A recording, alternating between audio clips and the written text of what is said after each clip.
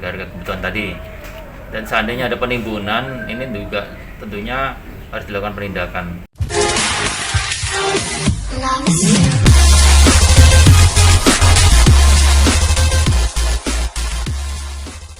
Nekat timbun bahan pokok, siap-siap dihukum 5 tahun dan denda maksimal 50 miliar rupiah.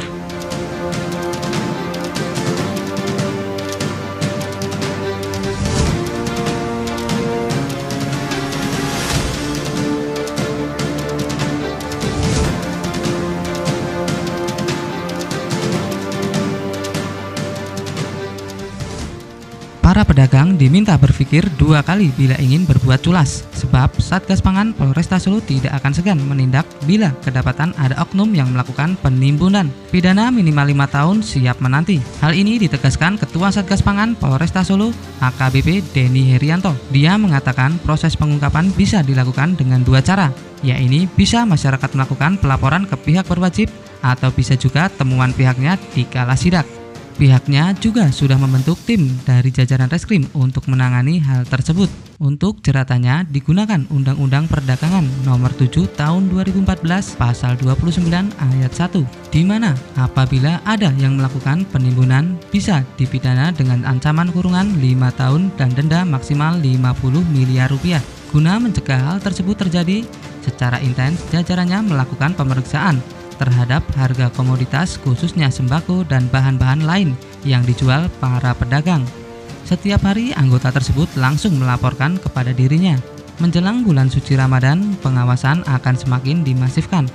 Tidak sendiri, pihaknya juga akan menggandeng pihak pemerintah Kota Solo, dalam hal ini Dinas Perdagangan dan Satpol PP. Sejauh ini dari hasil laporan harian yang dia dapat, rata-rata harga kebutuhan pokok dan bahan pangan masih normal dan sesuai dengan daya beli masyarakat. Hanya saja harga cabai yang masih tinggi dan sedang diselidiki penyebabnya.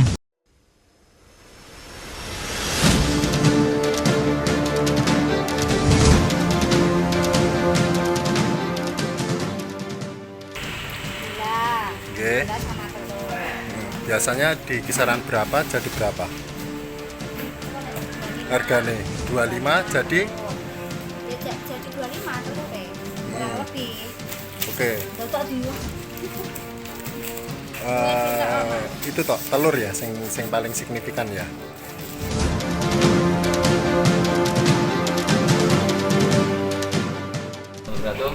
Dari Polresta ingin menjawab pertanyaan dari rekan wartawan yang mengenai kesiapan dari pihak kepolisian dalam menghadapi pertama bulan Ramadan untuk salah kesiapan pangan ya, Satgas Pangannya.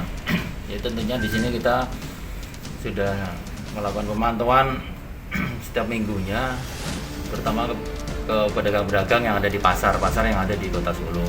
Kita menegaskan anggota Intelkam terutama untuk pengecekan naik turunnya harga sembako ya, dan kebutuhan bahan pokok ataupun harga-harga lainnya. Jadi setiap hari itu ada laporan hariannya yang kemudian nanti ada analisis kira-kira lonjakan kenaikan ya, bahan-bahan itu, harga itu ada di sektor mana. Nanti ketika ada lonjakan yang tinggi tentunya kita cari penyebabnya seperti itu. Kemudian khusus untuk bulan Ramadan tentunya kegiatan Satgas Pangan ini tidak hanya dari kepolisian karena juga keterpaduan dengan pihak Pemkot.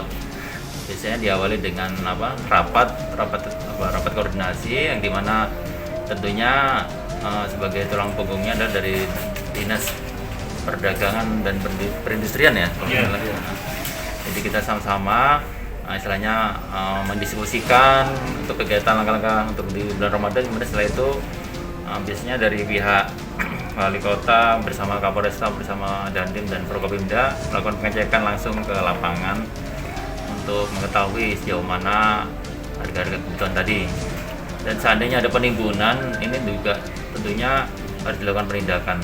Mungkin diawali dengan istilahnya kemudian peringatan, kemudian pemanggilan dan sebagainya, dan juga ada bagiannya tersendiri dari pihak reskrim. Jadi sementara waktu ini ya insya Allah masih terkendali ya untuk situasi harga-harga pangan yang ada di Kota Solo.